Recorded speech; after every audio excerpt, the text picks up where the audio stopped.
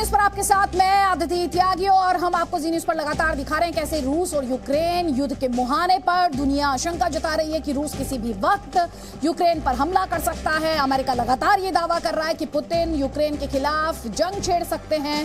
हालांकि रूस आरोपों को नकार रहा है। इस बीच रूस की तैयारी कुछ और इशारा कर रही है। रूस की सेना की बॉर्डर पर तैनाती की बात करें तो वो बढ़ी है। यूक्रेन पर दबाव भी उसने काफी बढ़ा दिया है और इन तैयारियों के बीच रूस के राष्ट्रपति ने प्लान जी तैयार किया है, जो साफ संकेत दे रहा है कि किसी भी वक्त रूस यूक्रेन पर हमला कर सकता है। अब आप जानना चाहेंगे पुतिन का ये प्लान क्या है? इस सवाल का जवाब है हमारी इस रिपोर्ट में।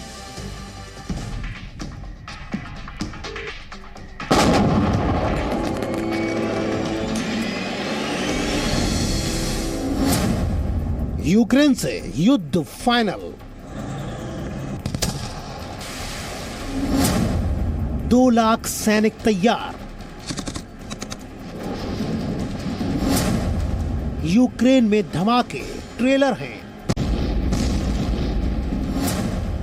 पुतिन का प्लान जेड। रूस की सेना के टैंक पर लिखा जेड अक्षर खतरे की आहट दे रहा है, आहट युद्ध की। जेड लिखी ये टैंक और बख्तरबंद गाड़ियां यूक्रेन की सीमा की तरफ जाते हुए देखी गई। रूस की सेना की युद्धक गाड़ियों में लगा ये चिन्ह युद्ध का संकेत दे रहा है।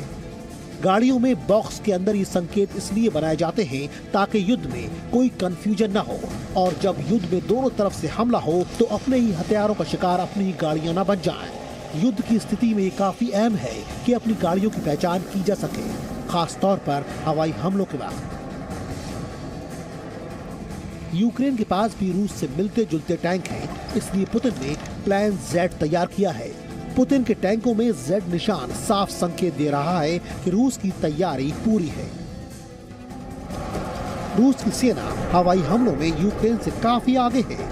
हवाई हमलों से यूक्रेन को पस्त करने के लिए ही रूस ने अपने टैंकों में खास निशान बनाए हैं। ये अमेरिका और ब्रिटेन की पहली गल्फ वॉर के समय रणनीति की तरह है।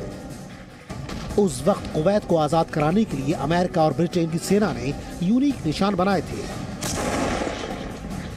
यूक्रेन की सीमा के पास दिखे रूस के टैंक, ईंधन ले जाने वाले ट्रक और जरूरी सामान की सप्लाई करने वाली गाड़ियों में ऐसे ही निशान देखे गए। जेड लिखी रूस की सेना की गाड़ियां यूक्रेन की सीमा के पास देखी गईं। यूक्रेन की सीमा से सिर्फ 6 मील की दूरी से 25 मील की दूरी तक इस तरह की गाड़ियां देखी जा रही हैं, जहां पर करीब 2 लाख रूसी सैनिकों की तैनाती की गई है। पुतिन के प्लान जेड से सवाल उठ रहे हैं कि क्या रूस ने हमला करने की तैयारी पूरी कर ली है? क्या यूक्रेन पर किसी भी वक्त हमला हो सकता है? रूस की तैयारी और पुतिन का प्लान जेड तो यही संकेत दे रहा है। Bureau report, C media. और आपको बता दें, यूक्रेन तनाव पर अमेरिकी विदेश मंत्री का बड़ा बयान आया है। रूस किसी भी वक्त यूक्रेन पर आक्रमण कर सकता है, ये अमेरिका के विदेश मंत्री कह रहे हैं।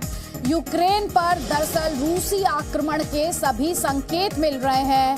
ये रूस के पर लगातार अमेरिका द्वारा इस तरह के स्टेटमेंट्स दिए गए हैं, रूस के अप्रोच को लेकर, रूस के एक्शन को लेकर, रूस के संभावित हमले को लेकर। और एक और बड़ा बयान अब अमेरिकी विदेश मंत्री का जी न्यूज पर हम आपको बता रहे हैं। किसी भी वक्त यूक्रेन पर रूस आक्रमण कर सकता है और सारे संकेत यूक्रेन पर रूसी आक्रमण के अमेरिका कह रहा है कि उसे मिल रहे हैं। हमने आपको अपनी रिपोर्ट के माध्यम से दिखाया कि पुतिन अपनी सेना को ही मुस्तैद नहीं कर रहे हैं, उनका प्लान है यूक्रेन को अस्थिर करने का भी। कहा जा रहा है कि पुतिन पूर्वी यूक्रेन के विद्रोहियों को बढ़ावा दे रहे हैं। हाल के दिनों में पूर्वी यूक्रेन में हिंसा की घटनाओं में भी तेजी देखी गई है। गोलाबारी और विस्फोट की घटनाएं बढ़ी हैं। इस बीच अमेरिका के राष्ट्रपति जो बाइडेन के बाद नाटो ने भी युद्ध की आशंका जताई है और अपने अधिकारियों को सुरक्षित जगहों पर भेज दिया है। Ракетное оружие к бою!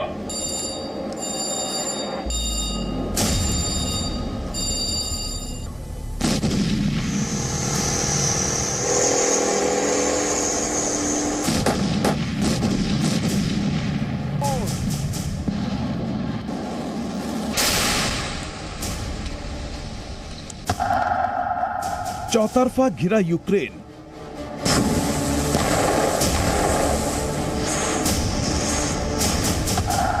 पुतिन की सेना तैयार।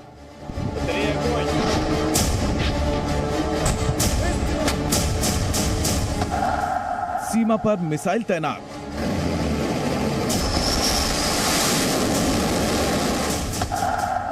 रूस ने की परमाणु ड्रिल।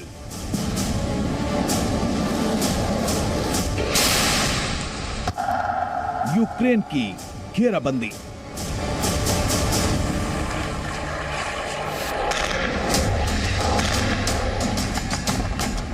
क्या रूस कभी भी यूक्रेन पर हमला कर सकता है?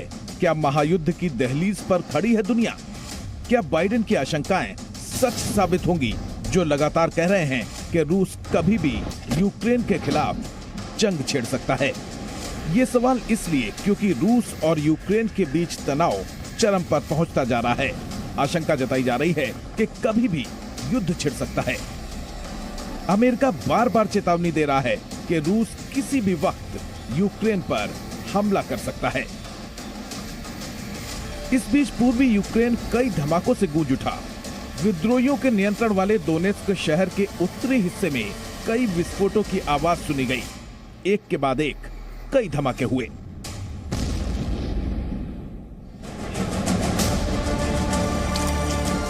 अभी यह साफ नहीं हो पाया है कि विस्फोटक यहां कैसे आए। विद्रोहियों के कब्जे वाले इस इलाके में लगातार फायरिंग और धमाके हो रहे हैं। एक दिन में यूक्रेन में संघर्ष विराम के उल्लंघन की करीब 2000 घटनाएं हुई हैं। यूक्रेन के पूर्वी हिस्से में जंग जैसे हालात बन गए हैं। रूस और यूक्रेन के बीच युद्ध की आशंका इसलिए भी तेज हो गई है क्योंकि दोनेत्स्क में रूस समर्थित विद्रोहियों ने सैनिकों की लामबंदी का ऐलान किया है। पूर्वी यूक्रेन से महिलाओं, बच्चों और बुजुर्गों को रूस भेजा जा रहा है।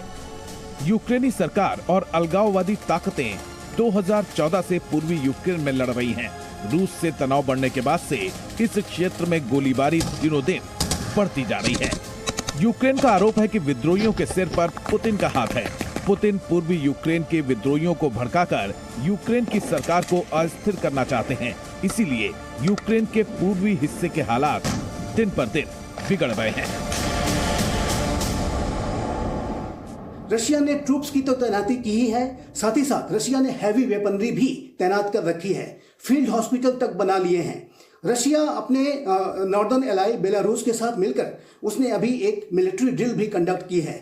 रशिया ब्लैक सी और सी ऑफ ओजो में भी सदर्न इलाके में भी military drills, naval drills conduct कर रहा है।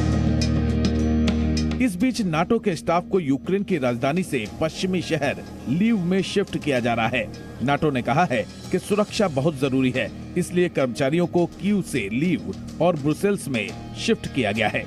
कई अन्य पश्चिमी देशों ने पहले ही अपने राजनयिकों को कीव से हटाकर दूसरे शहर भेज दिया है। नाटो का अपने कर्मचारियों को शिफ्ट करने का फैसला बाइडेन के बयान के अगले ही दिन आया है। अमेरिकी राष्ट्रपति जो बाइडेन ने कहा था कि रूस कुछ ही हफ्ते में यूक्रेन को निशाना बनाने जा रहा है और पहला टारगेट कीव हो सकता है। We have reason to believe the Russian forces are planning to and intend to attack Ukraine in the coming week, in the coming days. We believe that they will target Ukraine's capital, Kyiv, a city of 2.8 million innocent people. NATO ने कहा है कि रूस भले ही युद्ध की बात नकार रहा हो, लेकिन सारे लक्षण बता रहे हैं कि वो पूरी ताकत से यूक्रेन पर हमला करने की योजना बना रहा है। यानी बाइडेन के बाद नाटो का रुख भी इस बात की तस्दीक कर रहा है कि रूस यूक्रेन पर हमला कर सकता है। सवाल ये है कि क्या बाइडेन और नाटो की आशंकाएं सच हैं या जानबूझकर युद्ध का हवा खड़ा किया जा रहा है। अमेरिका और नाटो जानबूझकर युद्ध का हवा खड़ा कर रहे हैं। वो पुतिन को एक खलनायक दिखाने का कोशिश कर रहे हैं। पुतिन भी उनकी बातों में आने वाले नहीं हैं। वो भी बार बार इस बात को दोहराना चाहते हैं कि जो रूस की चिंताएं हैं उनके ऊपर अगर आप नजरअंदाज करते हैं तो रूस तैयार है। युद्ध की आशंकाओं के बीच यूक्रेन के राष्ट्रपति व्लादिमीर ज़ेलेंस्की पश्चिमी देशों के संपर्क में हैं ताकि युद्ध को टाला जा सके। रूस के संभावित हमले का जवाब देने के लिए यूक्रेन की सेना भी युद्धाभ्यास कर रही है। सीमा पर मिसाइलों की तैनाती की गई है। इस बीच पूर्वी यूक्रेन में घमासान छिड़ा हुआ है। सरकारी सैन्य बल और विद्रोही आमने सामने हैं। यूक्रेन सरकार दावा कर रही है कि रूस समर्थक विद्रोही उकसावे की कार्रवाई कर रहे हैं। यूक्रेन के पश्चिमी सहयोगी देशों का कहना है कि रूस यूक्रेन पर हमला करने की तैयारी में है। यूक्रेन और अलगाववादियों के बीच गोलीबारी में हुई बढ़ोतरी हमले के पहले की भूमिका भर है। Bureau report, C media.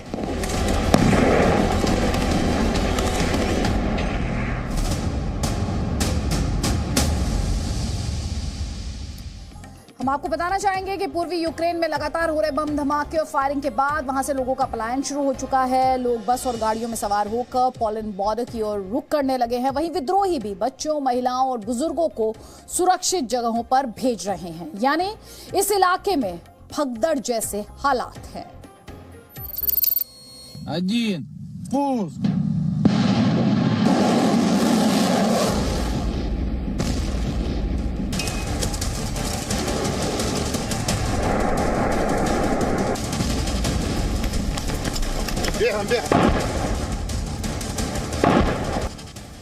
Border पर लगातार हो रही फायरिंग और बढ़ते तनाव के बीच बड़ी संख्या में लोग पूर्वी यूक्रेन को छोड़कर जा रहे हैं।